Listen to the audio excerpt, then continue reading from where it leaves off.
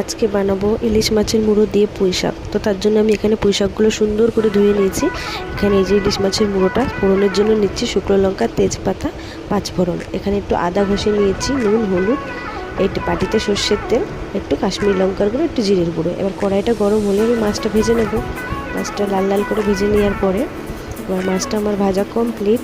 মাছটা আমার ভাজা হয়ে গেছে। এবার মাছটা আমি তুলে নিয়ে ফোড়নটা দিয়ে দিলাম, তেজপাতা, শুকনো লঙ্কা, পাঁচফোড়ন দিয়ে এবার সবজিগুলো আমি আস্তে আস্তে অ্যাড করব। সবজিগুলো দিয়ে সবজিগুলো আমি একটু ভেজে নেব। 5 মিনিট গ্যাসটা লো করে দিয়ে আমি সবজিগুলো ভাজবো। ভাজার পরে এবার আমি মশলাগুলো দেবো, যেগুলো আর কি আদা, জিরে, নুন, হলুদ, ওগুলো সব দিয়ে আমি ভালো করে একটুখানি কষিয়ে নেবো। এগুলো দিয়ে মিক্স করে আমি একটু ঢেকে দেবো 5 মিনিটের জন্য। আবার যখন একটুখানি তেল ছাড়বে আর কি বুঝতে পারবো যে কষানো হয়ে গেছে, তখনই আমি এটার মধ্যে পুঁই শাকটা অ্যাড করে দেবো। পুঁই শাকটা অ্যাড করে